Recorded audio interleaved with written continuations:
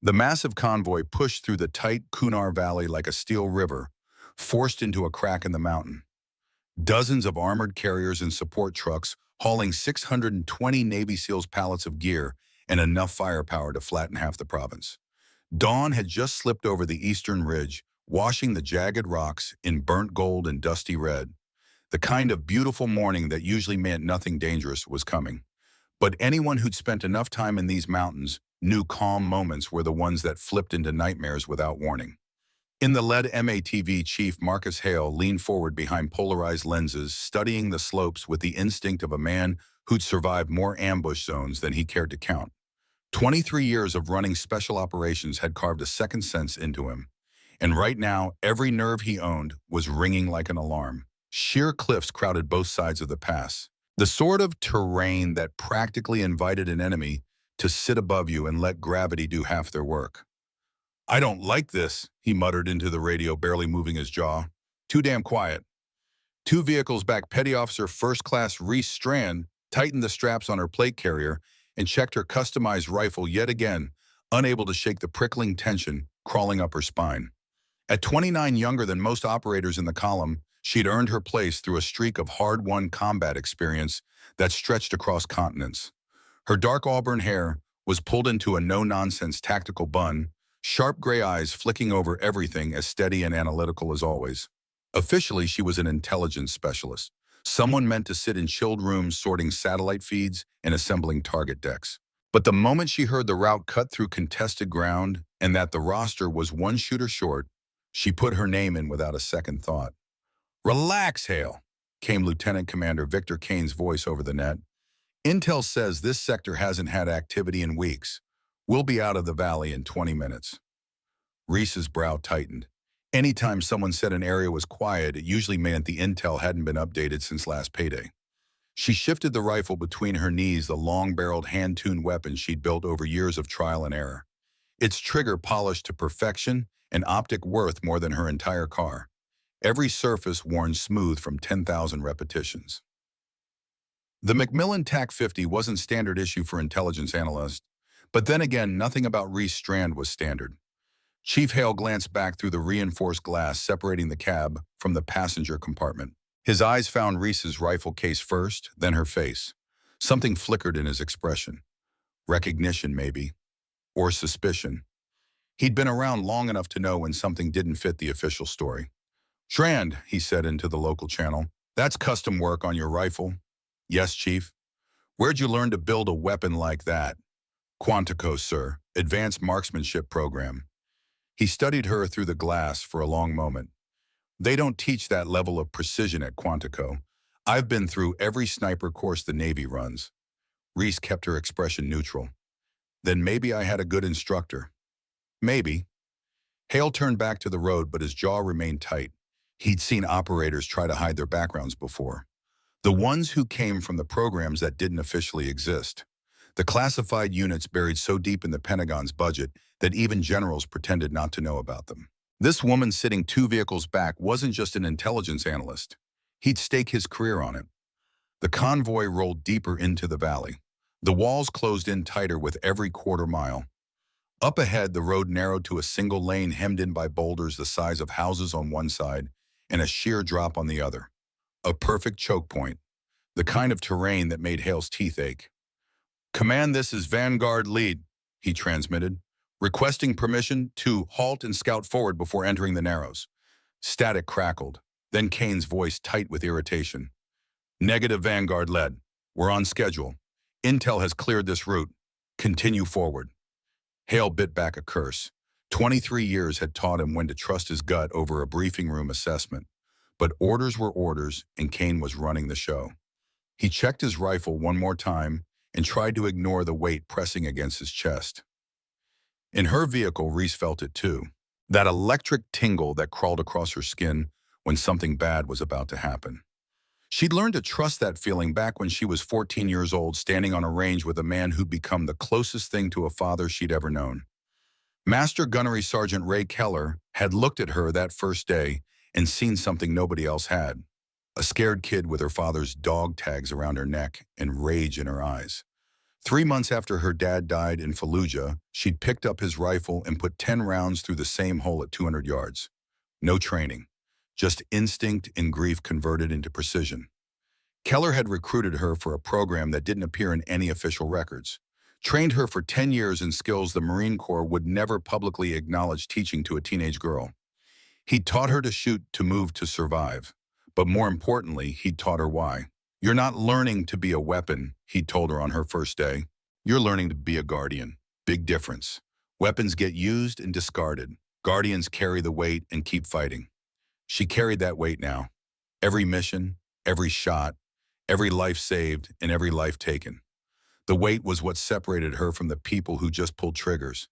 At 0847 hours, the illusion of safety shattered. The first RPG slammed into the 32nd vehicle, one of the heavy transports detonating in a violent plume of black smoke and rolling flame that kicked the machine then sideways like it weighed nothing. The concussion blasted through the line, shaking armor, rattling teeth, and stealing the air from lungs. Before anyone could even form a curse, the valley erupted in gunfire. Hundreds of rounds per minute poured from both ridges. Precise bursts stitched into the column with ruthless coordination. The distinctive hammering of PKM machine guns mixed with the lighter crack of AK pattern rifles. This wasn't random fire. This was a designed kill box, and 620 SEALs had just driven straight into it. Contact multiple angles. Hale's voice cut through the chaos as he fired back from the window. We're in a kill box. Reese was already moving instincts, overriding every other thought. She shoved the door open, dropped hard behind the engine block, and pressed into the hardened metal as bullets sparked off the hood and punched spiderweb fractures through the armored glass. Her rifle snapped into place, scope rising to her eye, and before her mind could catch up, she was already hunting shapes among the rocks. The return fire from the convoys shook the valley, but with so many shooters forced into a tight funnel, most rounds were just suppressing fire, not stopping the threat.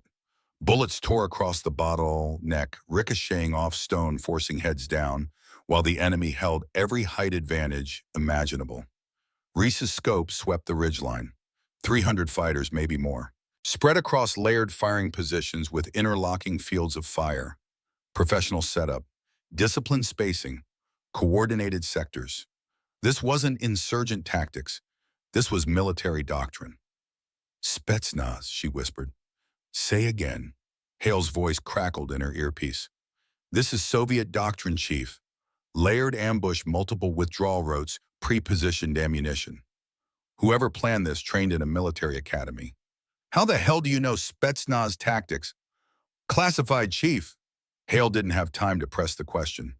The vehicle beside him took a burst that shredded the front tire and sent sparks flying from the rim. They were taking fire from at least 6 different positions, and the column couldn't move forward or back without exposing vulnerable sections to direct fire. We need movement, Kane barked over the radio, frustration cutting through the static. Forward or back doesn't matter, but sitting here gets us killed. Both routes are locked down. Hale fired a burst toward a flashing muzzle hidden among the rocks. We step out from behind the armor, we get shredded. That was when Reese caught it. A faint seam in the enemy's overlapping kill zones, a small blind spot carved naturally into the terrain by a jutting rock formation and a dip in the elevation. If someone could reach that ridge and hit the firing nest from the flank, the pressure on the convoy might finally break. The problem, it was nearly 300 meters of uphill open ground under fire, intense enough to skin a rock. For most people, it was suicide. But Reese Strand had never lived by the word most. She studied the terrain with the cold calculation Keller had drilled into her. 20 meters to the first boulder, another 30 to a shallow depression, then a long diagonal sprint to a rock cluster. After that, a straight shot up the slope to the high ground. 4 movements, 4 chances to die. But if she made it, she could collapse the entire left flank. I'm moving, she said into her mic, not waiting for anyone to tell her she was out of her mind. Give me cover. Strand negative, Kane's voice sharp. You're not qualified for chief cover fire on my mark. There was a half-second of silence, then Hale's voice calm and certain. We've got you. Go. Reese didn't pause for permission. Her body was already lowering into a combat crouch, rifle slung tight as she launched forward.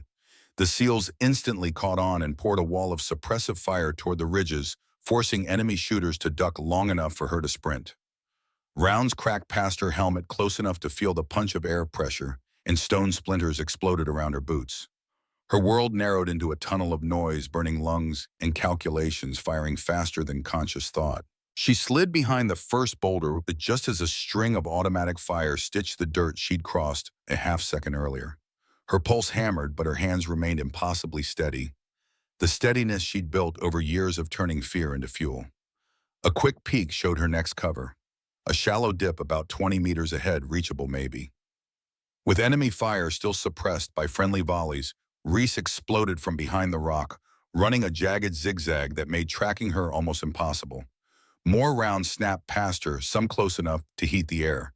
She dove into the depression like a runner sliding into home plate rolled, and brought her rifle into position in one smooth motion. From here, she had clean angles on 3 firing nests. Settling into the dirt, she slowed her breathing, letting that strange stillness wash over her, the one that came every time a scope touched her cheek. The world beyond the reticle faded. The explosions became distant thunder. Her heartbeat slowed to a measured rhythm. This was where she lived, in the space between breaths where time stretched and physics became predictable. First target, a fighter tucked behind sandbags roughly 240 meters out. She watched the flicker of his muzzle track the small rise of his head as he adjusted aim. Her reticle rested on the exposed slice of upper chest. Wind pushing 3 miles per hour left to right. Elevation almost negligible at this range. Temperature 94 degrees, humidity low. One steady squeeze. The rifle kicked into her shoulder with familiar authority. Through the scope, she watched the fighter's head snap back, his weapon clattering away. Clean drop. Second target, a gunman darting along the ridge for a better angle on the convoy. She led the shot by instinct, compensating for his movement in the slight crosswind. Another squeeze, another body falling. The ambushers began to sense something was wrong. Precision fire was hitting them from an angle they didn't account for, and confusion rippled through their lines as some attempted to shift positions to locate the unseen sniper. But Reese was already on her third target, a fighter wrestling a heavy PKM machine gun into place one that could chew through armored vehicles like they were soda cans. She couldn't let that weapon get operational. The range now pushed close to 300 meters, wind tugging right to left stronger than before. She adjusted a hair, let her breath settle halfway out, and prepared to fire. Through the scope, she watched the gunner's hands work the PKM's feed mechanism, watched him shoulder the weapon, watched his eye drop to the sight. She had maybe 2 seconds before he opened fire on the convoy below. The crosshairs settled on the narrow target zone between his body armor plates, center mass just below the throat. The shot broke clean. The gunner collapsed across his own weapon, the PKM's barrel tilting skyward. 3 targets gone in barely a minute, and now the ambushers finally understood. Someone had slipped into their flank. Someone was cutting them down with surgical precision. A cluster of fighters redirected their fire toward her position, hurling a curtain of rounds that shredded the air above her head and shoot jagged holes into the rocky lip of the depression she was hiding in. She pressed herself flat, hearing Hale's voice crackle through the radio. "Strand status." "Still breathing," she answered, oddly calm, despite the metal storm ripping past. "Their left flank's falling apart. Push forward, and you'll get a window." "Negative. We've all got wounded." His voice vanished under the thunder of another explosion somewhere in the convoy center. Reese risked a glance and caught sight of thick smoke curling from the wreck of one of the transports, the entire situation tightening around them like a noose. If they didn't break contact soon, the 620 SEALs trapped in the kill box would be overwhelmed. She brought the scope back up, sorting targets by threat level.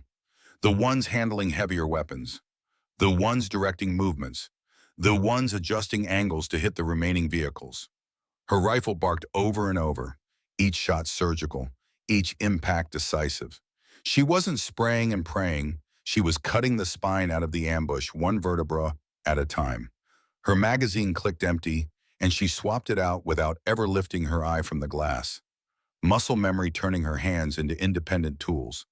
The enemy's once tight firing pattern was unraveling. Openings appeared where there had been none. Fighters were hesitating, shifting positions based on fear instead of orders. And fear made human beings predictable. "Hale," she said into the mic, already rising to move. "I'm pushing higher. When you hear me firing again, drive that convoy forward as fast as you can. No stopping, no checking, just go. Strand, hold your position. Trust me, Chief. She didn't wait for approval.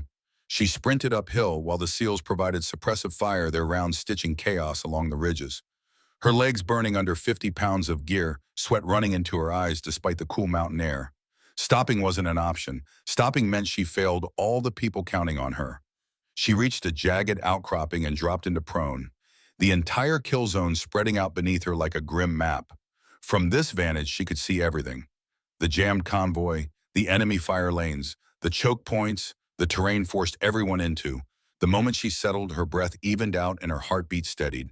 The roar of battle fading into a distant hum as she slipped into that razor-sharp shooting state where only the target existed. She worked methodically, eliminating the worst threats first. Center mass shots for close fighters, precise headshots for those using cover. Perfectly timed leads for anyone moving along the ridge. Each round fired with the certainty of physics and thousands of hours of practice. At 285 meters, a fighter sprinted between rocks trying to reposition. She led him by 18 inches, accounting for his speed and the wind drift. The shot caught him mid-stride and he tumbled forward into the scree. At 310 meters, a spotter crouched behind a boulder, calling adjustments into a radio. Only his head and shoulder were visible through a 3-inch gap. She waited for him to key the radio again for that moment when people naturally lean forward into their equipment. When his face appeared in the gap, she fired. The radio went silent. Panic rippled through the enemy ranks as bodies dropped with uncanny regularity. They couldn't spot her, couldn't pin down the direction of the devastating fire. To them, she wasn't a sniper. She was a ghost ripping holes in their ambush. Some fighters tried to retreat and she let them go. She wasn't there to inflate a kill count. She was there to get Americans out alive.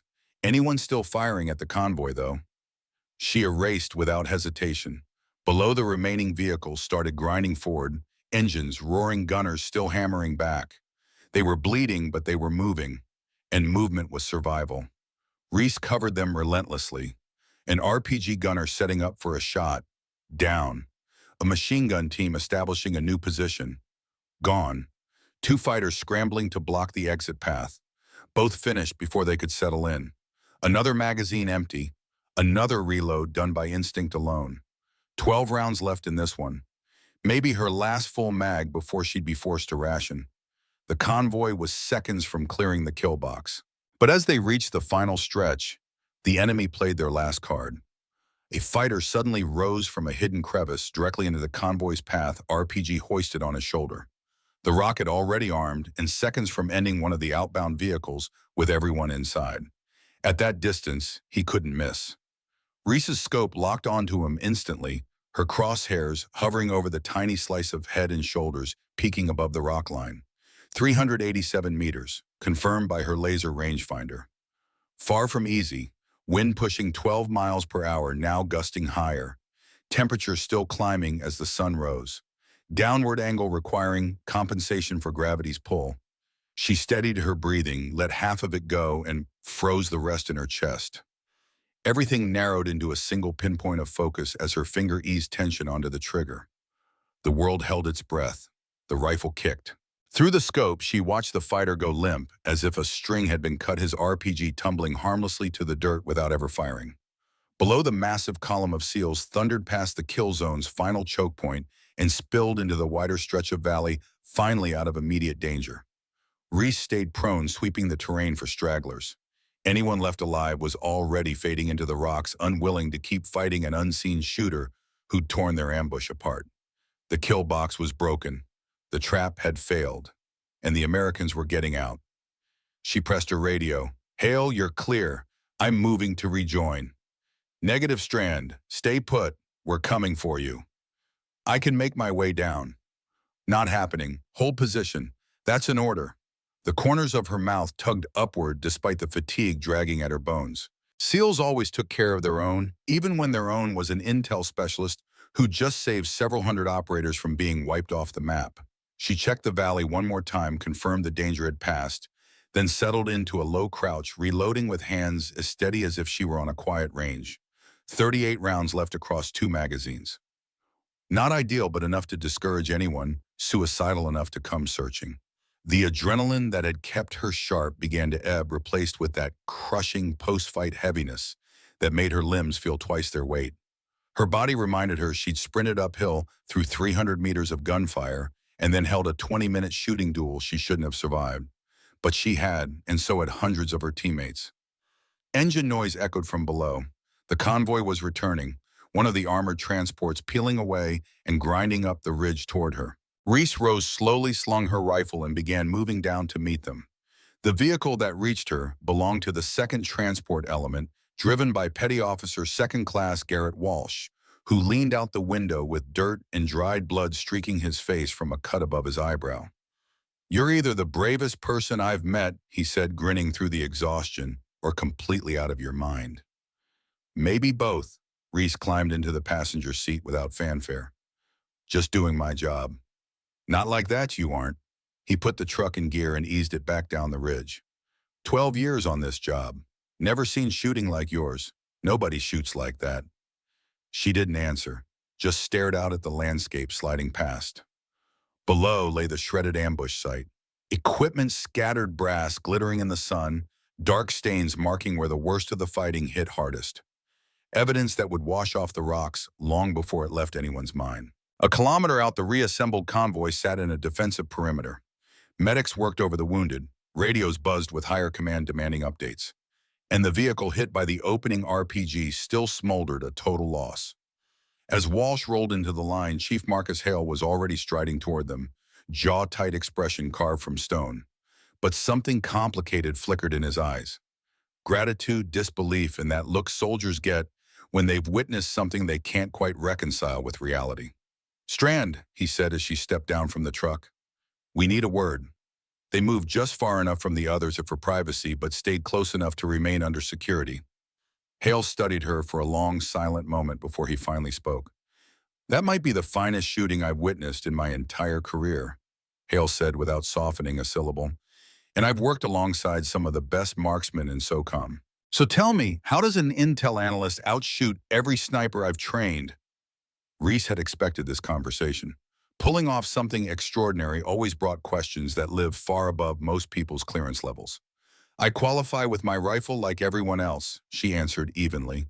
"Don't do that," Hale snapped. "Qualification is tapping targets at 200 meters on a calm range. What you did today was precision fire at long distance, under fire with bad angles and moving targets. You don't learn that by punching a scorecard once a year." She held his stare, unblinking. "Then maybe you should think about why someone with my skill set officially sits behind a screen." Hale's eyes narrowed as the understanding clicked. "You're not just Navy." "I'm whatever the Navy needs on any given day," she replied, voice flat, almost rehearsed. "Petty Officer First Class Intelligence Analysis. That's what my file says. That's who I am." He recognized the wall she'd just put up. The kind you didn't push on unless you wanted to lose your job, or worse. Militaries had compartments inside compartments. Jobs that didn't exist. Programs hidden in shadows deeper than command wanted to acknowledge. If Reese belonged to one of those units, digging would only cause damage. "Right," he said quietly. "Intel analysis. My mistake." "No mistake, Chief. Just operational security." He nodded slowly. "Well, you saved a hell of a lot of people today." "I did my job. If your job is pulling SEAL teams out of ambushes, you're frighteningly good at it." Reese allowed herself the faintest smile. "I'll put that in my after-action notes. Proof the training works." Lieutenant Commander Victor Kane joined them, then uniform torn and streaked with someone else's blood. His expression carrying the weight of fresh loss, but the composure of someone forcing himself to stay functional. "Final numbers," he said, voice tight. 3 KIA, 7 wounded. Could have been far worse. Could have been an entire battalion wiped out," Hale replied, nodding toward Reese. "If Strand hadn't done what she did." Kane studied her like he was seeing her for the first time. "I owe you an apology. When you volunteered, I figured you wanted a bullet point for your record. I was wrong." "Nothing to apologize for, sir," Reese said. "You didn't know." "I should have," he muttered. "Your file hit my desk with more blacked-out lines than a CIA briefing." "I assumed it was bureaucracy. Clearly it wasn't." Reese offered no explanation. Sometimes silence was the only safe answer. Whatever you actually do when you're not analyzing intel, Kane said quietly. I hope someone up the chain realizes your value because today was exceptional. Someone does, Reese replied. That's enough. 20 minutes later, the medevac Blackhawks thundered in low-door gunners scanning the valleys. The wounded were loaded with clinical efficiency. The three who didn't survive were handled with solemn precision, bodies zipped into bags and carried with the kind of respect earned only on days like this. Reese stood back watching the controlled chaos, knowing this part never made it into written reports. The cleanup, the triage, the quiet heartbreak, the faces of the injured, the weight of the dead, the knowledge that somewhere families would hear a knock tomorrow that would break them. Walsh approached her as the helicopters lifted off rotors, slamming the air. Word is you dropped at least 15 fighters, maybe more. I didn't count. Shooters always count. She met his eyes, and for the first time since Afghanistan let the mask slip. You want to know who I really am? Her voice was quiet, steady. I'm someone who sees their faces every night, all 15 of them. The one at 240 meters behind the sandbags, the runner at 280, the pink game gunner who never got his weapon up. I remember exactly where each round hit, exactly how they fell. Walsh started to speak, but she continued. And I'd do it again, every shot, every life taken, because 620 of you got to go home. That's who I am, someone willing to carry that weight so you don't have to. She turned and walked away, leaving Walsh standing in the darkness, finally understanding what it meant to be a guardian. He watched her for a long moment, as if trying to decode something hidden behind her steady expression. Who are you really? Reese kept her face neutral. Petty Officer First Class Reese Strand, Intelligence Analysis. Yeah, Walsh snorted. The official line, I get it. He shook his head. But one day when all that classified stuff finally sees daylight, I want the real version. She allowed a slight grin. If that day ever comes, I'll buy the first round and tell you everything. I'm holding you to that. An hour later, the convoy reformed, short one vehicle with many empty seats, and a mood weighed down by the heaviness that comes after barely escaping death. Everyone was still in mission mode, but the silence carried the reality of loss. Reese slid back into the same vehicle she'd started in. Walsh took the wheel, and Chief Hale rode shotgun. They pushed out along an alternate route, cleared by a quick reaction force the moment the ambush was reported. No one was gambling on the same road twice. As they rolled out, Hale turned toward her. One more thing. Go ahead. When you were sprinting between cover points back there, bullets were slicing that kill zone from every direction. How were you that calm? Reese considered the answer. Because panic just gets you killed. Fear's information. It tells you where the danger is. Accept that, and you can think clearly enough to move through it. They don't teach that in boot camp. No, she agreed. They don't. So where'd you learn it? She gave him a flat look. Classified, Chief? He let out a humorless laugh. Figures. Everything about you is classified. Not everything, she said lightly. I take my coffee black. No clearance needed for that. Good, he muttered. We're finally sharing valuable intel. The convoy eventually reached the forward operating base without further contact. Passing through the gates brought a slow unwinding of the tension coiled inside her ribs. They hadn't all made it, but enough had. And in this line of work, sometimes that was the closest thing to a victory anyone got. Debriefing lasted nearly 3 hours. Reese sat in a cramped room with Kane Hale and 2 intelligence officers documenting every detail of the ambush, the enemy's setup, their tactics, and the convoy's response. She kept her answers precise, sticking strictly to what she observed.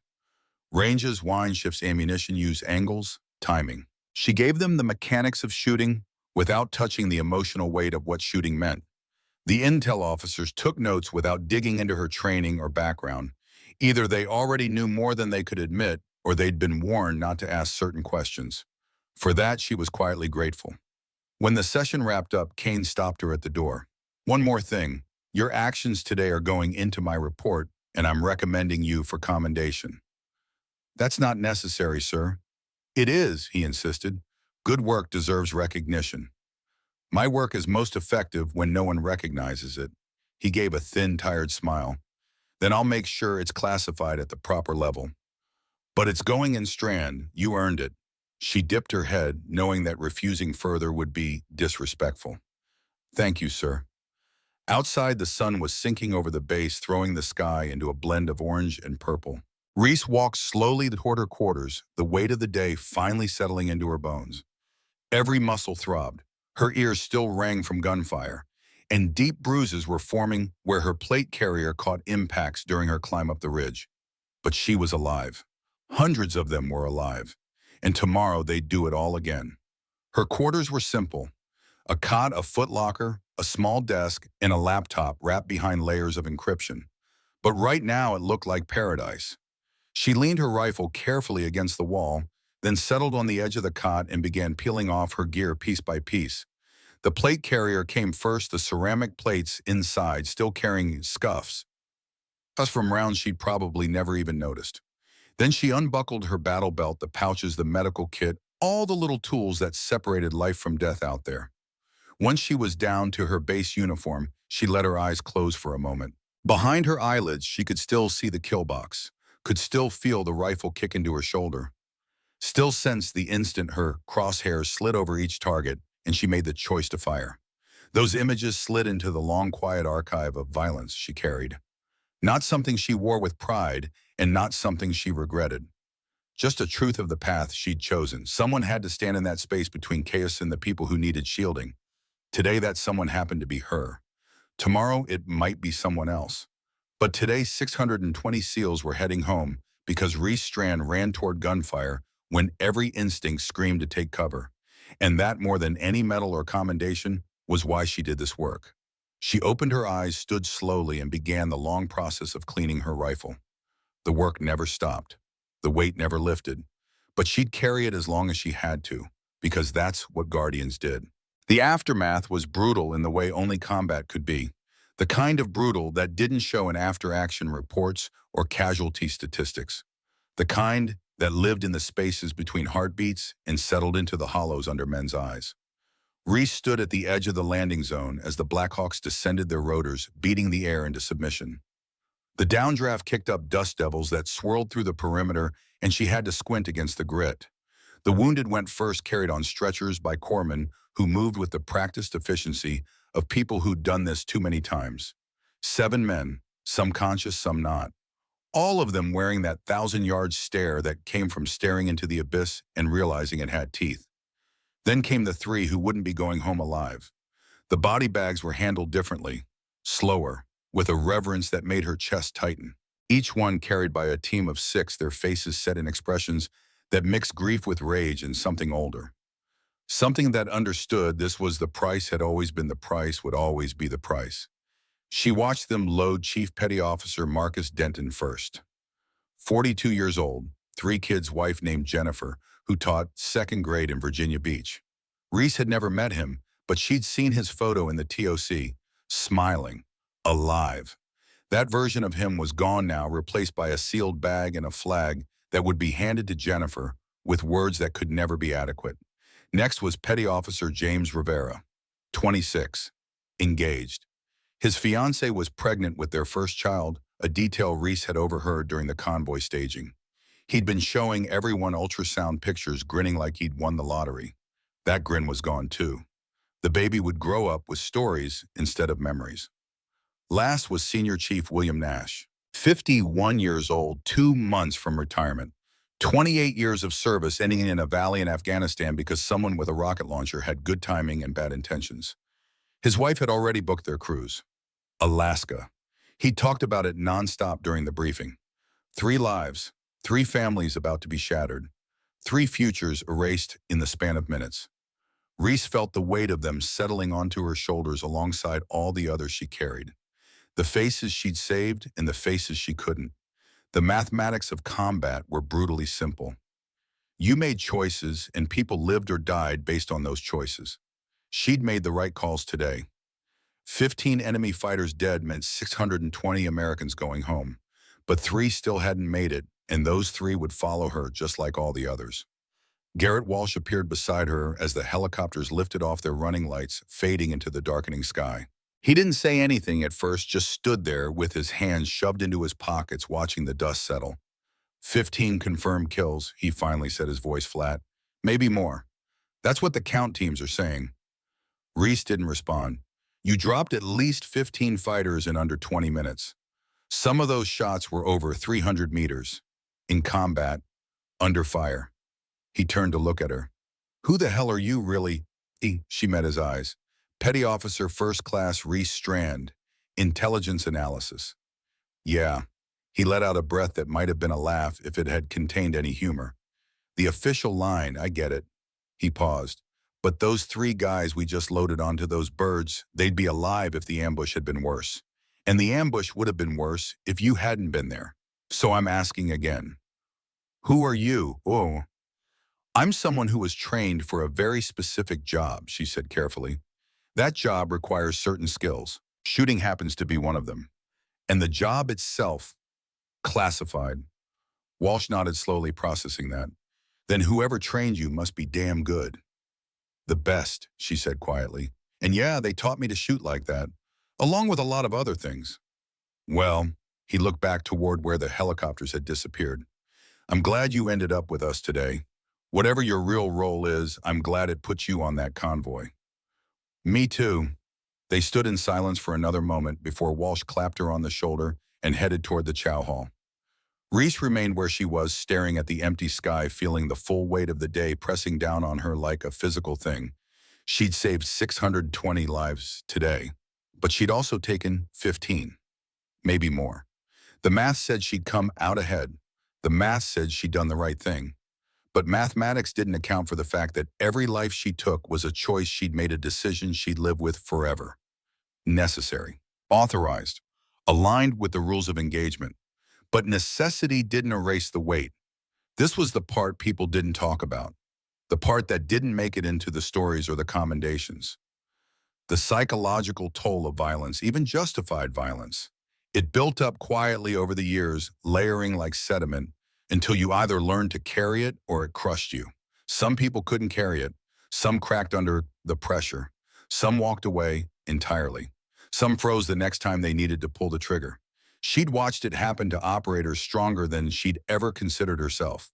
Men and women with years of experience who just hit a wall one day and couldn't push through anymore. The weight finally became too much. But somehow Reese was still standing, still carrying it, still able to do the job when the job needed doing. She didn't know if that made her strong or just broken in a different way.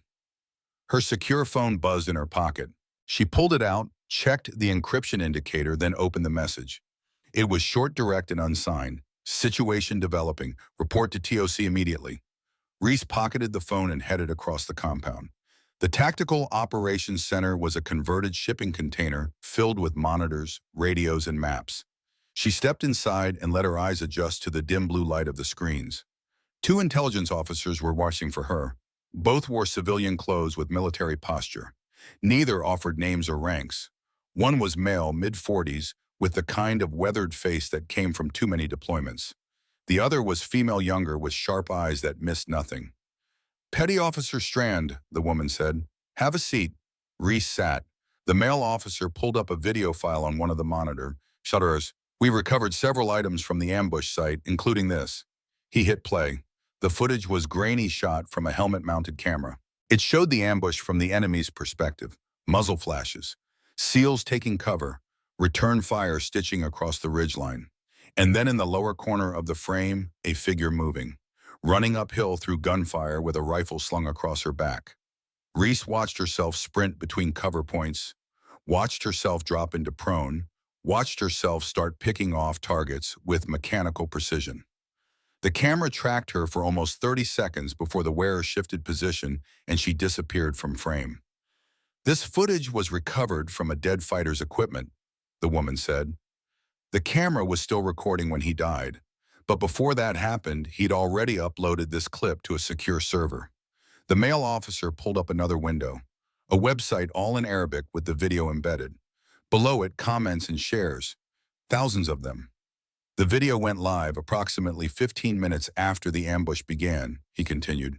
Before the fighting was even over, it's been viewed over 40,000 times in the past 6 hours, and it's spreading. Reese felt something cold settle in her stomach. How bad? Your face is partially visible in 3 frames, the woman said. Not enough for facial recognition, but enough to confirm you're female. Combined with your shooting performance, you've generated significant interest in certain communities. The male officer switched to a translation overlay. They're calling you the American Ghost, female SEAL sniper who appeared from nowhere and destroyed a perfectly planned ambush. Some are calling it propaganda. Others think you're real. Either way, your operational security is compromised. How compromised? Your cover as an intelligence analyst is functionally burned, the woman said. Anyone with access to this footage and knowledge of the convoy composition can cross-reference and figure out who you are. It's only a matter of time. Reese let that sink in. Years of careful cover work gone. The careful fiction that let her operate in the shadows shredded, all because some fighter had a helmet cam and a satellite uplink. What's the recommendation, she asked. We're pulling you back to the States, the male officer said. Your official role remains intelligence analyst, but we'll be more selective about when and where we deploy you for special tasks. The program continues. Your career continues. But your time operating in this theater is over. When do I leave? Transport is already arranged. Wheels up tomorrow morning. Reese nodded slowly. She'd known this posting was temporary, known that eventually something would blow her cover. She just hadn't expected it to happen quite like this. One more thing, the woman said. Your actions today saved 620 personnel. That matters. Command knows it, the program knows it, and it's going into your classified file. But publicity is dangerous for someone in your position. So there won't be any public recognition. No medals, no commendations you can wear. I understand. Do you... The woman leaned forward. Because you just became a legend in jihadi circles. The female American sniper who can't be killed. That makes you a target, a high-value target.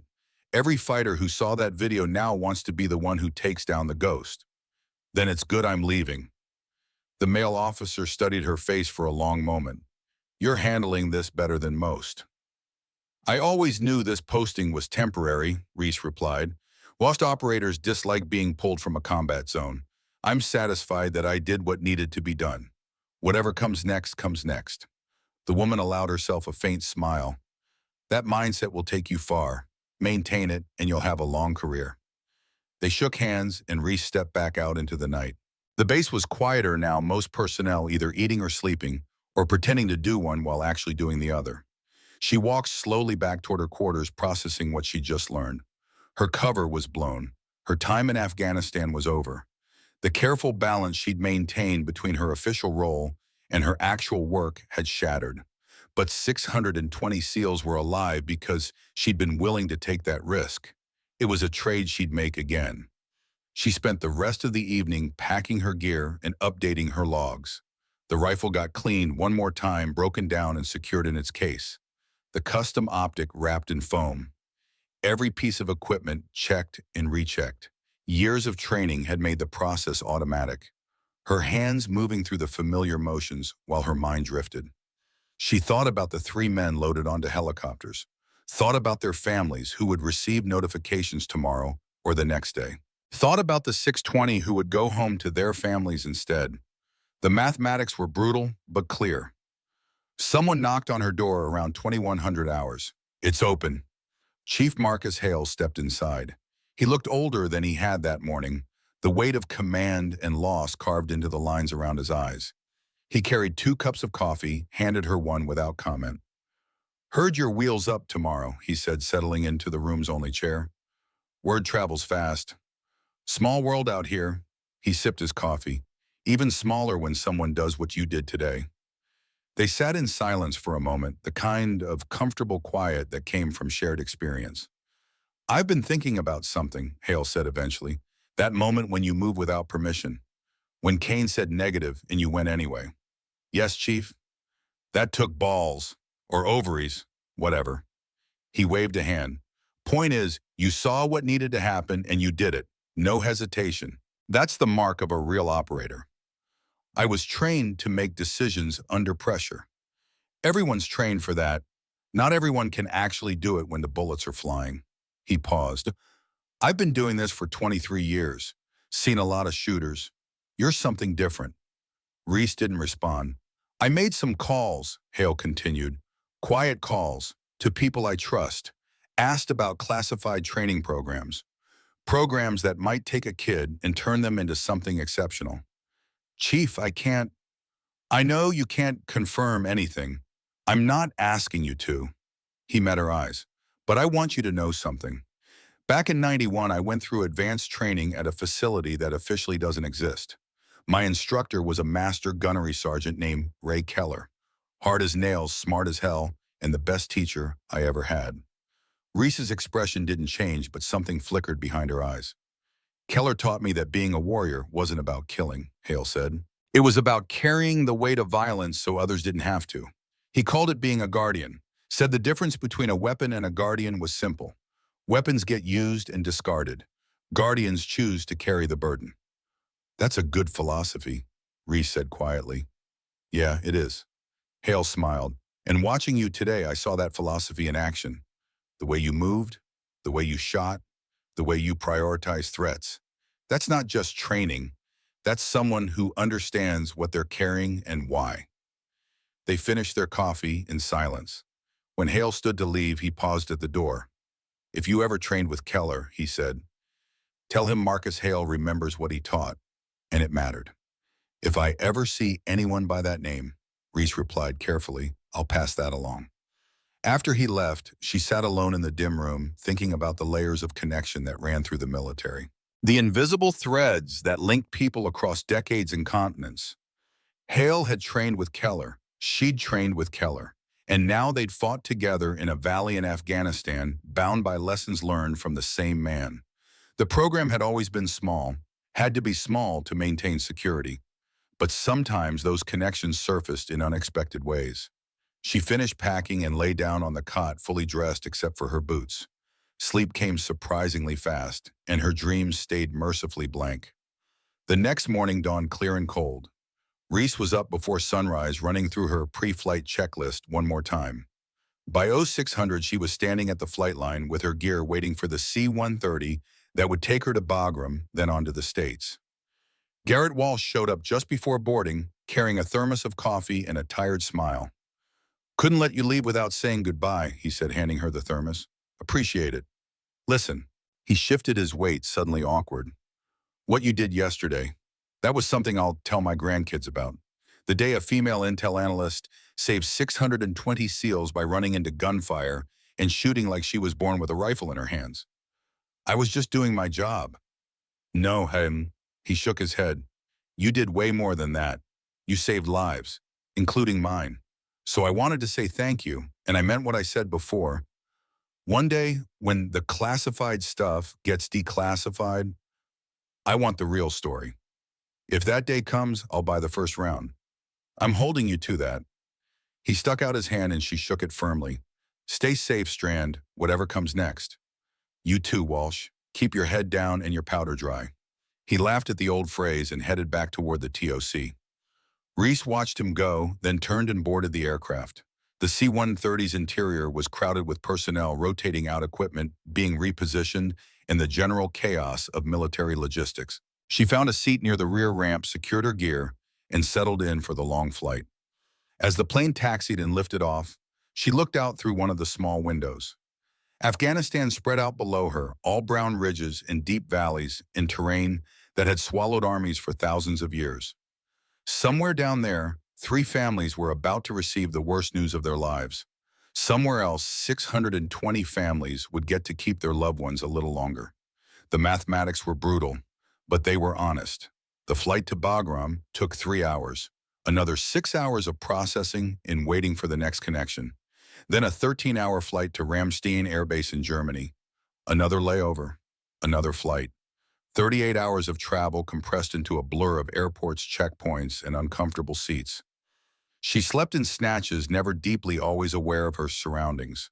Old habits from old training. The final leg brought her into Naval Air Station Oceana in Virginia Beach.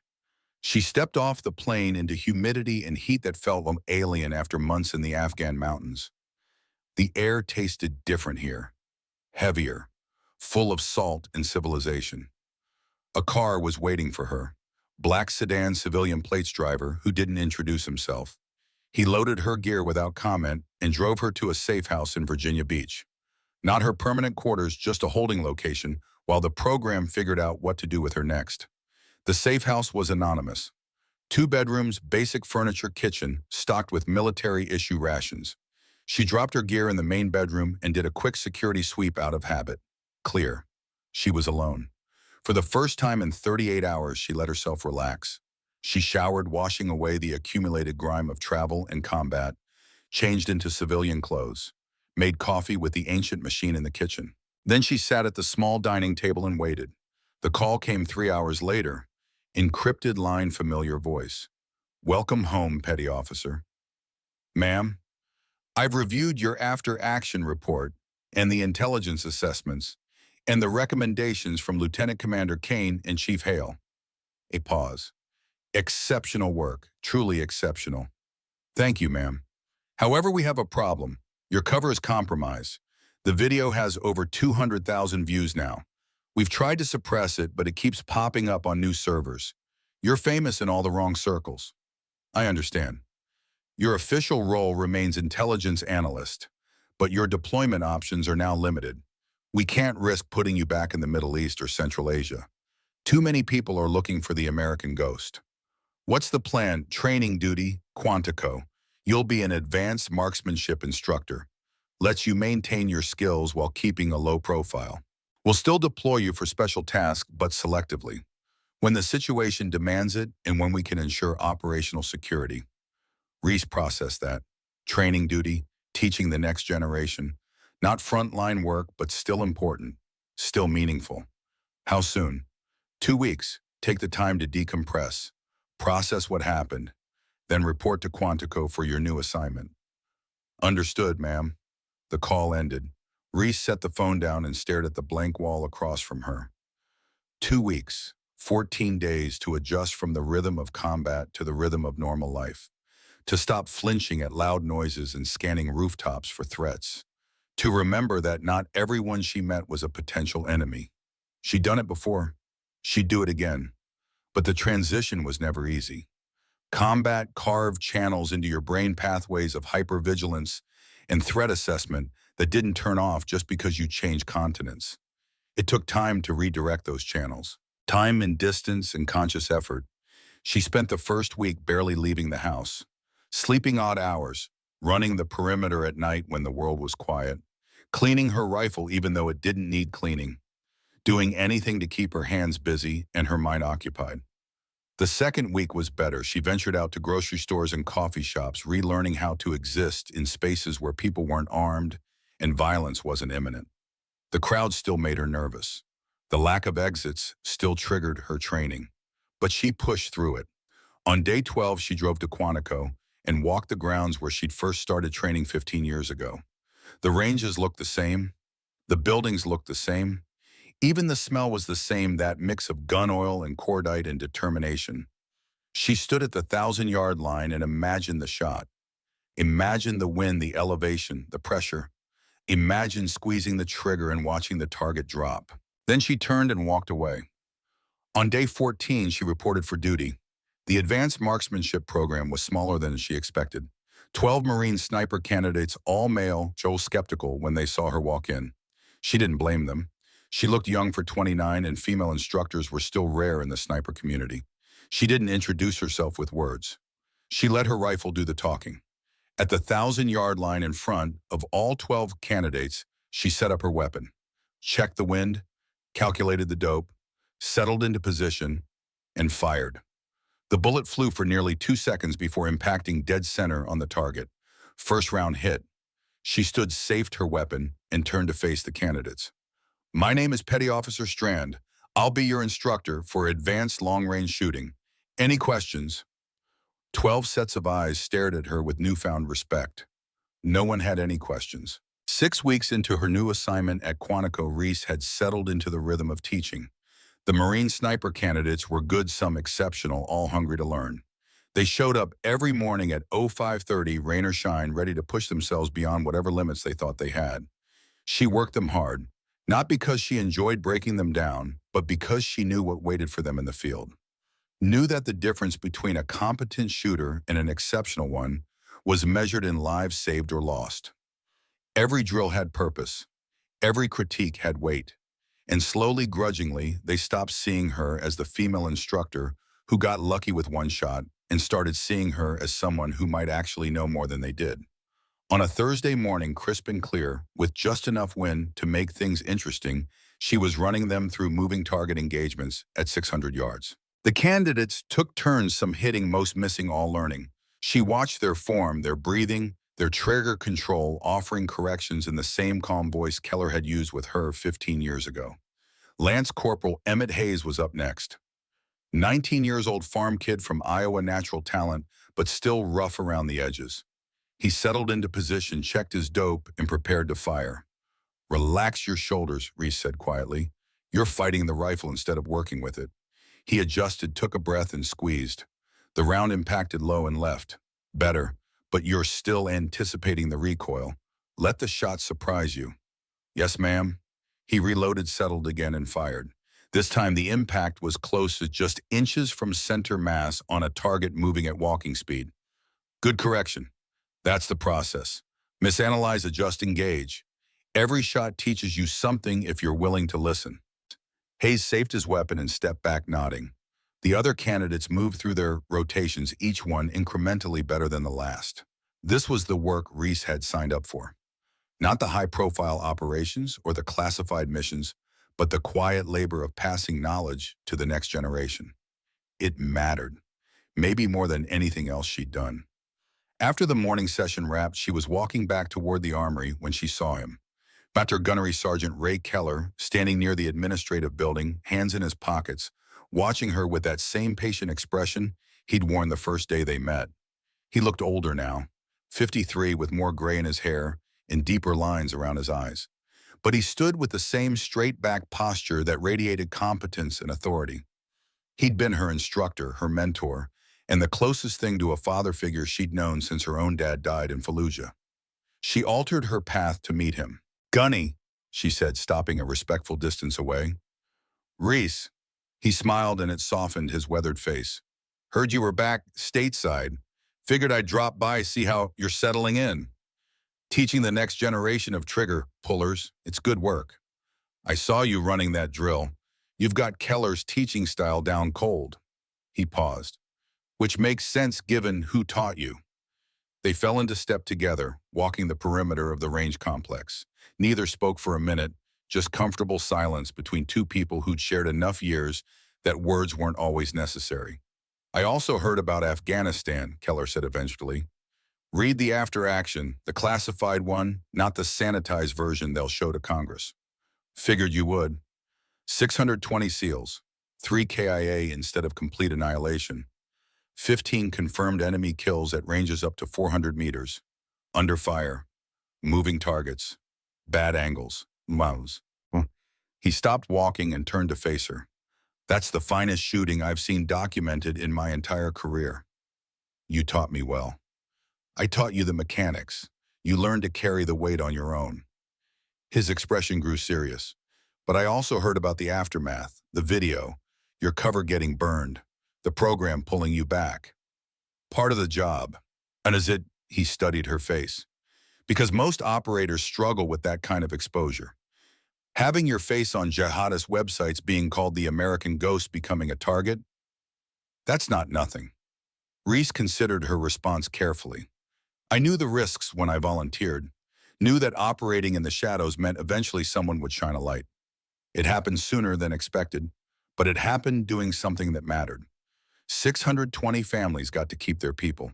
That's worth losing a cover identity." Keller nodded slowly. "That's the right answer, the mature answer. The answer I'd expect from someone I trained." He paused.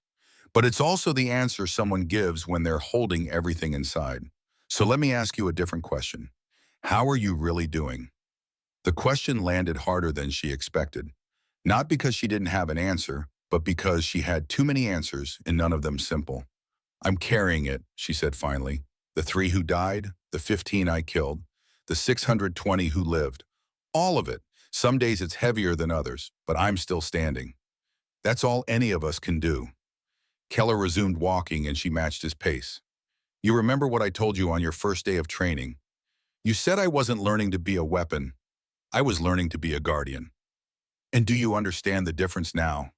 After all these years, Reese thought about Kunar Valley, about running uphill through gunfire while every survival instinct screamed at her to stay down, about watching 3 body bags loaded onto helicopters while hundreds of other men walked away alive. A weapon doesn't choose, she said. It gets pointed and fired. A guardian makes the choice to carry the weight so others don't have to. The weight of violence, of consequences, of lives taken and saved. That's the difference. And that's why you're still standing when others have fallen. Keller stopped at a bench overlooking the main range and sat down. Reese joined him. I've trained a lot of people over the years. Some were better shots than you. Some were stronger, faster, smarter. But very few understood what it meant to be a guardian, to carry that weight and keep moving forward. You taught me that. I showed you the path. You chose to walk it. He looked out at the range where her candidates were cleaning their weapons and discussing the morning's drills. And now you're passing it on, teaching them not just how to shoot, but why. That matters more than you know. They sat in silence for a while watching the Marines work. Eventually, Keller spoke again. Marcus Hale sent me a message, he said, chief from SEAL Team 5. Said he met an intel analyst in Afghanistan who saved his entire convoy. Said she shot like someone I'd trained. Asked if I knew anything about it. What did you tell him? Told him I've trained a lot of people over the years. Some of them end up doing remarkable things. And that's all I could say. Keller glanced at her. He remembered me from his training in '91. Said to tell you he remembers what I taught him. That it mattered. Reese felt something warm settle in her chest. Connection across the years, lessons passed from teacher to student again. That was legacy. Not medals or commendations, but knowledge that endured. It did matter, she said. He's a good chief, trusted me when he had no reason to. That's because he recognized something in you. The same thing that made me pull you into the program 15 years ago. That quality that can't be taught, only recognized and refined. The willingness to step forward when everyone else is stepping back. A young Marine approached their bench hesitant. It was Hayes, the farm kid from Iowa. Ma'am, sorry to interrupt, but we've got a question about wind compensation at extended ranges. Go, Keller said before she could respond. Your students need you. Reese stood and followed Hayes back to the range, but she carried Keller's words with her. The weight never got lighter, but knowing that what she carried mattered, that made it bearable. The afternoon session focused on unknown distance shooting. She set up targets at ranges between 400 and 900 yards without telling the candidates the exact measurements. They had to estimate using reticle subtension account for environmental factors and make their shots count. It was one of the hardest drills in the curriculum, and most of them struggled. But Hayes showed improvement, hitting a target at 630 yards after only 2 ranging shots. She watched him work through the problem, saw the moment the math clicked in his head, and felt a flicker of pride. This was what Keller had felt watching her grow. This was what it meant to pass the torch. After the session ended and the candidates had secured their weapons and departed, Hayes lingered. He approached her with the awkward determination of someone who had something important to say, but didn't quite know how. Ma'am, can I ask you something? Go ahead. Yesterday you talked about reading terrain and how it affects ballistics. The way you described it, it sounded like you can predict drift before you fire. How's that possible? Reese considered the question. The real answer involved 15 years of training, hundreds of thousands of rounds, and classified operations she could never discuss. But he didn't need that answer. He needed one that would help him grow. It's pattern recognition, she said. Shoot enough rounds in enough environments, and your brain starts forming a library of how everything interacts. Wind temperature, humidity, altitude, even time of day. Every variable pushes a bullet in a predictable way. After a while, you stop calculating and just understand. How many rounds does it take to build a library like that? More than you want to shoot, less than you think you need. There's no shortcut. You put in the reps track, your misses keep learning until it clicks. 10,000 rounds for some, 50,000 for others. The only constant is you can't skip the work. Hayes absorbed that, then asked the question she'd been expecting. Ma'am, how many rounds did it take you? She thought about answering honestly. Thought about telling him she'd fired her first shot at 14 and hadn't stopped since. That she'd trained in every climate and altitude, engaged targets at distances this kid couldn't imagine with equipment he'd never see. But that truth was classified, and more importantly, it wouldn't help him. "I'm still learning," she said instead. "Every range day teaches me something. That's why I keep doing it. There's always more to master." He nodded and jogged back toward the barracks. Watching him go, Reese felt the weight shift slightly. Not lighter, but distributed differently. She was still carrying Afghanistan, still carrying every mission before that. But now she was also carrying the responsibility of shaping these Marines into shooters who might one day face situations like Kunar Valley. That evening, alone in her quarters on base, she cleaned her rifle. The familiar ritual hands moving through motions worn smooth by repetition. As she worked, her phone buzzed. Encrypted line. She checked the screen, saw the secure indicator, and answered. "Strand, Petty Officer, this is Command. Are you alone?" "Yes, ma'am." "We have a situation developing that requires your particular skill set. Human trafficking operation, Mexico border region. 43 girls ages 8 to 16 being held in a compound outside Piedras Negras. Intelligence indicates they're scheduled for transport in 72 hours. After that, they disappear into networks we can't track." Reese felt her focus sharpen. This was why she'd trained, why she carried the weight. Not for conventional warfare or geopolitical chess games, but for moments when someone with her specific skills could make a difference that mattered. "What's the mission profile?" "Extraction. Small team, high risk. The compound is defended by cartel soldiers well-armed and experienced. We need someone who can provide precision overwatch while the rescue team goes in. Long-range shooting in urban terrain with civilian considerations. Time frame. Insertion in 48 hours. Are you available?" Reese looked at her rifle half disassembled on the table, looked at the training schedules pinned to her wall, looked at the photo she kept of the 620 SEALs, the memorial for the three who died, the note that read, "For the Guardian." "Send the briefing materials," she said. "I'm in. Transmission incoming. Review tonight. Transport leaves from Oceana at 0600 tomorrow. Wheels up, no delays." The call ended. Reese finished cleaning her rifle, then opened her laptop and accessed the secure server. The mission package downloaded, and she spent the next 4 hours memorizing every detail. The compound layout, the guard rotations, the blind spots and kill zones, the extraction routes, the collateral considerations. This wasn't Afghanistan. This was surgical work in a populated area where every shot had to count and mistakes meant innocents died. It was exactly the kind of operation she'd been built for. At 05:30 the next morning, she stood in her quarters checking her gear one final time. Plate carrier, battle belt, medical kit, communications equipment, custom rifle broken down and secured in its case. Everything she needed to be someone's guardian, packed and ready to deploy. A knock on her door interrupted her final inspection. "It's open." Keller stepped inside. He took one look at her gear and understood immediately. "They're sending you back out.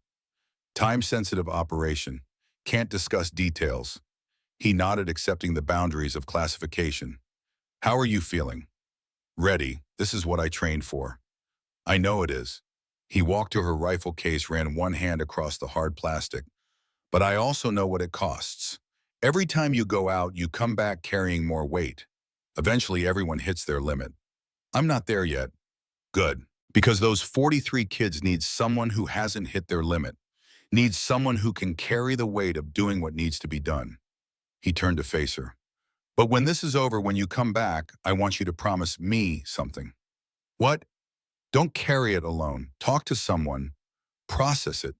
The weight gets heavier when you try to shoulder it by yourself. I learned that the hard way, and I don't want you making the same mistake."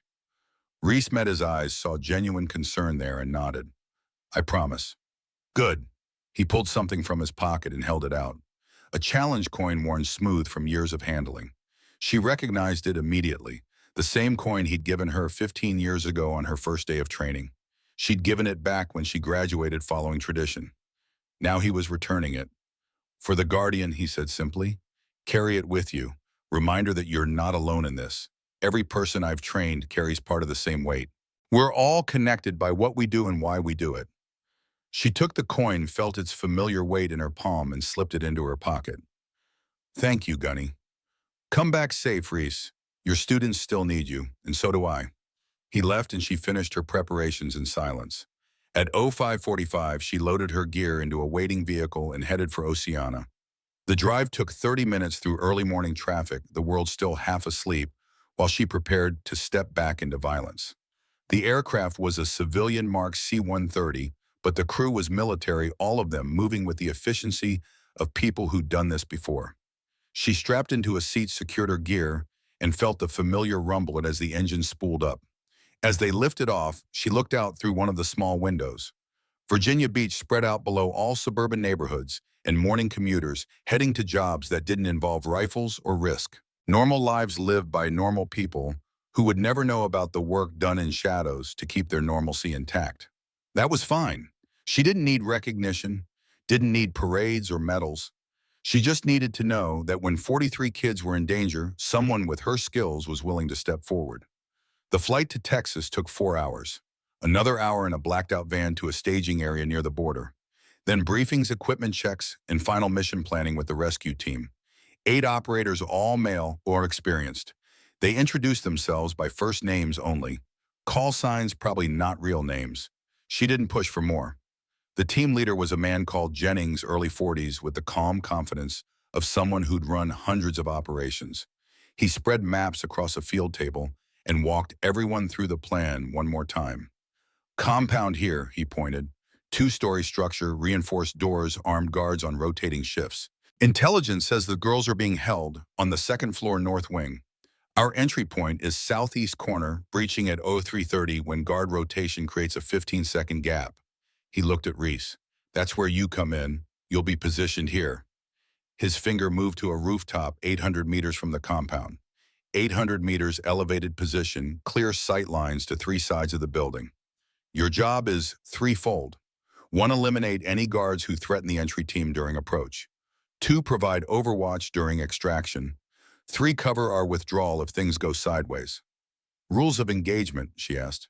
Anyone with a weapon is hostile, but this is a populated area. Civilians sleep in buildings around the compound. No collateral damage. Every shot has to be precise. Understood. They spent the next 6 hours rehearsing. The entry team ran through their breach procedures until they could do it blindfolded. Reese studied photos of the compound, memorizing every window, every door, every potential firing position. She calculated ranges, wind drift, elevation adjustments, stored everything in the mental library she'd built over 15 years. At 2300 hours, they loaded into vehicles and began the approach. The Mexican side of the border was quiet this time of night, most honest people asleep while the dishonest ones conducted their business in the darkness. The team moved through back roads and rural paths, avoiding checkpoints and cameras. At 0200, they reached the staging point. Reese separated from the entry team and made her way to the rooftop she'd studied in photos. The building was abandoned, some kind of factory that had closed years ago, perfect for her needs. High ground, solid construction, multiple egress routes. She climbed 5 flights of stairs in the darkness, reached the roof, and set up her position. The rifle came out of its case, assembled with practiced efficiency. Bipod deployed, scope adjusted, suppressor attached. She settled into prone and began her pre-shooting routine. Range to compound 783 meters confirmed by laser. Wind 8 miles per hour quartering from the left. Temperature 68 degrees. Humidity 42%.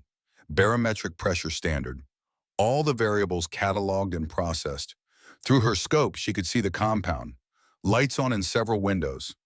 Guards visible on the exterior, 4 of them carrying rifles.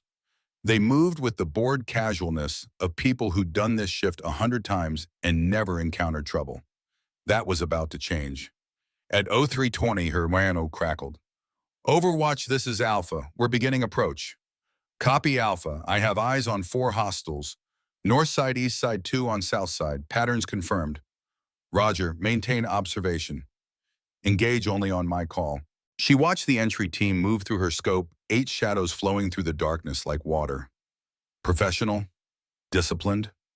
They reached the southeast corner of the compound and stacked up, waiting for the guard rotation. At 03:29, two guards on the south side met at the corner for their scheduled check-in. They talked for a moment, then separated, each heading back to their patrol sector. For 15 seconds, a gap opened in the coverage. Alpha, you're clear. Window opening. Moving. The breach team flowed into the gap, reached the door, and placed their charges. Reese kept her scope scanning, watching for any guard who might turn at the wrong moment. Then everything happened at once. The breaching charge blew a muffled thump that echoed across the compound.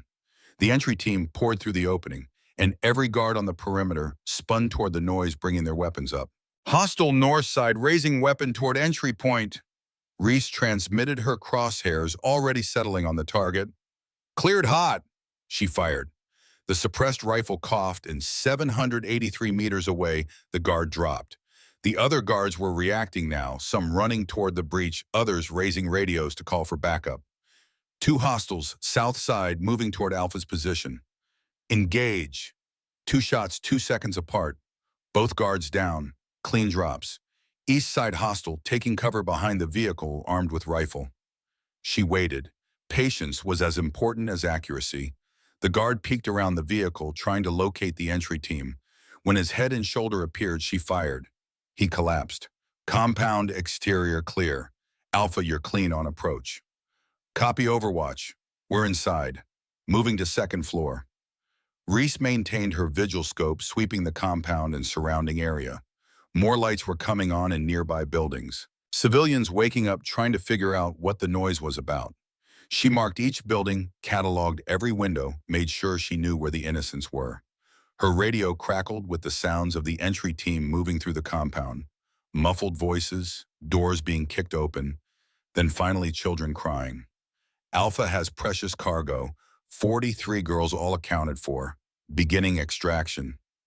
Copy. Be advised, civilian activity increasing in surrounding buildings. Keep it tight. The entry team emerged from the compound 7 minutes later, moving fast but controlled. The girls clustered around them, some walking, some being carried. Reese watched through her scope, providing overwatch while they loaded into vehicles. Then she saw him, a man emerging from a building 200 meters from the compound carrying an RPG. He was moving toward the extraction vehicles, preparing to fire. Alpha hostile with RPG 2 o'clock from your position, 200 meters. Can't see him. Blocked by... I've got the shot. The range was over 900 meters now, nearly 1,000. The target was moving. Wind had picked up. The shot was at the edge of her capabilities. But those 43 girls were loaded in vehicles that an RPG would turn into coffins. She didn't hesitate. The calculations ran faster than thought. Lead the target, compensate for wind, account for the downward angle. Everything she'd trained on compressed into 2 seconds of pure focus. She fired. The man with the ARP dropped his weapon, clattering to the ground unfired. Threat eliminated. Alpha, you're clear for extraction. Copy Overwatch. Falling back to rally point. She watched them go, vehicles disappearing into the darkness, while sirens began to wail in the distance. Mexican police responding to reports of gunfire. Time to leave. Reese broke down her rifle, packed it, and made her way off the roof. She was back in her own extraction vehicle 6 minutes later, rolling away from the area while local authorities converged on the compound. The operation was over. 43 girls were safe. And somewhere in Mexico, people who trafficked in human suffering had learned that some predators had predators of their own. The debrief happened at the border in a secure room that officially didn't exist. Jennings shook her hand, his grip firm and genuine. 5 shots, 5 kills, 900 plus meters on that last one moving target. That's exceptional work. Just doing my job. That shot saved my entire team. Those girls too. He paused. I don't know who you really are or what program you belong to, but whoever trained you did it right. Thank you. She nodded, accepting the gratitude without elaborating. Some things stayed classified. The flight back to Virginia was long and quiet. Reese spent most of it staring out the window, processing what had happened. 5 more faces added to her collection. 5 more lives taken. 43 lives saved. The mathematics worked in her favor again, but the weight remained. When she landed at Oceana, Keller was waiting. He took one look at her face and knew the mission had been successful. You kept your promise, he asked as they walked toward his truck. Which one? That you'd come back. Always do. And the other promise about not carrying it alone. She thought about the 43 girls probably reunited with their families by now. Thought about Jennings and his team who trusted her to keep them alive. Thought about the 5 men she'd killed to make that happen. I'll talk to someone, she said. Process it. You're right that it gets heavier when you try to shoulder it yourself. Good. They reached his truck and he unlocked it. For now, though, let's get food. You look like you haven't eaten in days. 36 hours. Definitely food then. And then rest. Your students will be waiting Monday morning. They drove to a diner, sat in a back booth, and ate in comfortable silence. Eventually, Keller spoke. How many does that make? She knew what he was asking. How many lives saved versus how many lives taken? The running count every operator kept even if they pretended not to. 663 saved, 20 taken in my entire career. Good ratio. She set down her fork. Because I remember every one of the 20, their faces, the moment they dropped. Some of them were bad people doing bad things, but some were probably just trying to survive, following orders, feeding their families. And I ended them. That's the weight, Keller said quietly. That's what separates guardians from weapons. Guardians remember. Guardians carry the cut. That's why you'll never become someone who kills casually or carelessly. The weight keeps you human. Doesn't make it easier. No, it doesn't, but it makes it meaningful. Every life you take to save others matters because you recognize the cost. That's the difference. They finished eating and he drove her back to Quantico. As she gathered her gear from the truck, he stopped her. One more thing. I talked to command about your long-term assignment. They're keeping you here for the foreseeable future. Training duty with occasional special operations like Mexico. You're too valuable to risk burning out on constant deployments. I can handle it. I know you can, but you shouldn't have to. You've earned the right to pass on what you know, to shape the next generation. That's just as important as pulling triggers. She nodded, understanding the wisdom in that. Thank you, Gunny. Take care of yourself, Reese, and remember you're not alone. He drove away and she stood in the darkness, feeling the weight settle onto her shoulders alongside all the others. 20 faces now, 43 lives saved, 663 total. The mathematics still worked in her favor, but she'd learned long ago that mathematics didn't account for the cost of being the one who made the calculations. She walked back to her quarters, cleaned her rifle one more time, and lay down to sleep. When morning came, 12 Marine sniper candidates would be waiting for her. Waiting to learn not just how to shoot, but why. Waiting to understand what it meant to be a guardian instead of a weapon. She walked back to her quarters and opened the drawer where she kept the photo. 620 SEALs standing together, 3 empty spaces in the formation marked by rifles stuck in the ground boots was placed just so. The memorial photo they'd sent her 3 months after Kunar Valley, written on the back in permanent marker, "For the Guardian, we remember. SEAL Team 5. Beside it, Keller's challenge coin, the one that said she wasn't alone. Tomorrow morning, 12 Marines would show up at Euro 5:30 ready to learn, and she would teach them. Not just how to shoot, but how to carry the weight. How to be the person who runs toward gunfire when everyone else is running away. How to remember every face, every shot, every choice, and still find the strength to keep moving forward. Because somewhere out there, another convoy was rolling through another valley. Another team was walking into danger. Another 43 kids were waiting for someone brave enough to pull the trigger when it mattered most. And when that call came, someone had to be ready. Someone had to be willing to carry the weight. She placed the photo back in the drawer, set Keller's coin beside it, and turned off the light. The rifle stood in the corner, cleaned and ready. Just like her. Always ready. Because that's what Guardians did.